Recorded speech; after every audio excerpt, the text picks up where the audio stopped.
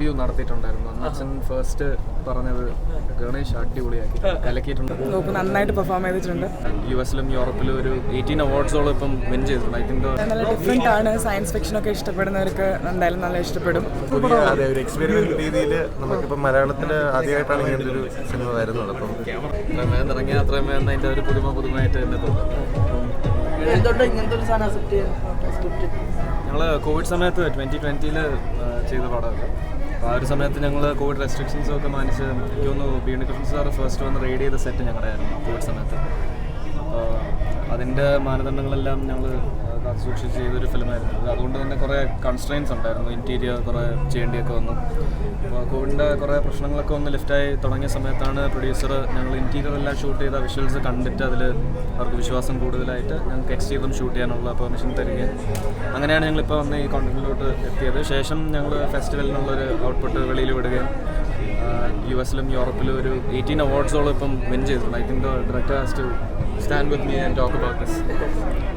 പല സ്ഥലങ്ങളിൽ നിന്നും ഇതുപോലെ നല്ല റെസ്പോൺസസ് വന്നായിരുന്നു. നമ്മുടെ പോപ്കോൺ PVR-ൽ നടക്കുമ്പോൾ അവിടെയും നല്ല സ്വീകാര്യത നേടിയായിരുന്നു. ശേഷം നമ്മുടെ പ്രൊഡക്ഷൻ ടീമിന് കുറച്ചും കൂടെ നമ്മൾ സാധാരണ ജനങ്ങൾക്ക് എത്രത്തോളം റിലേറ്റ് ആവും ഈ സിനിമ എന്നുള്ളതൊന്ന് പരീക്ഷിച്ച് നോക്കാൻ വേണ്ടി വെച്ച റിവ്യൂ ആണിത്.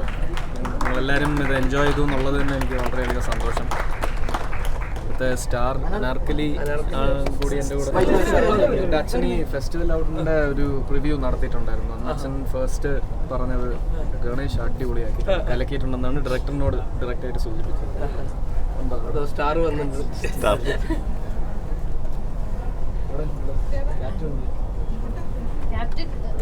അരുൺ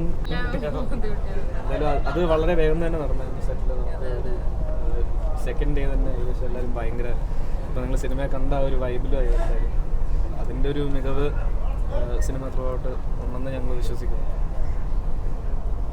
നല്ല പടം, നല്ല പടം.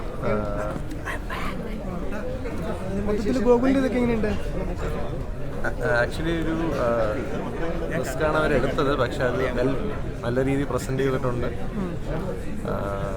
എന്തായാലും ഇത് തിയേറ്ററിൽ റിലീസ് ചെയ്ത് കഴിഞ്ഞാൽ എന്താണെന്നുള്ളത് അറിയാം.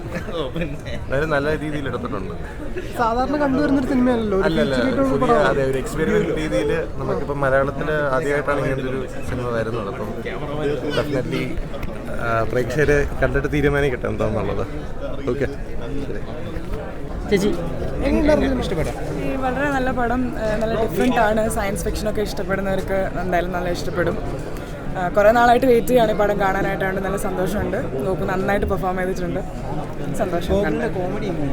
നന്നായിട്ടുണ്ട്. ഞാൻ ഇങ്ങനത്തെ ഒരു റോളിൽ കണ്ടിട്ടില്ല ചേട്ടനെ. എനിക്ക് ഭയങ്കര ഇഷ്ടപ്പെട്ടു. എനിക്ക് സിനിമ ഭയങ്കര ഇഷ്ടപ്പെട്ടു. എല്ലാ ആർട്ടിസ്റ്റിനും പെർഫോമൻസ് ഭയങ്കര ഇഷ്ടപ്പെട്ടു. എടുത്തിരിക്കുന്ന രീതി എനിക്ക് അതിലും മേലെ ഇഷ്ടപ്പെട്ടു. ഓവറോൾ നല്ല പടമാണ്. തിയേറ്ററിൽ എല്ലാവർക്കും കാണാൻ പറ്റട്ടെ എന്ന് ആഗ്രഹിക്കുന്നു. പറഞ്ഞല്ലോ. താങ്ക് യു കേട്ടോ. Thank you so much.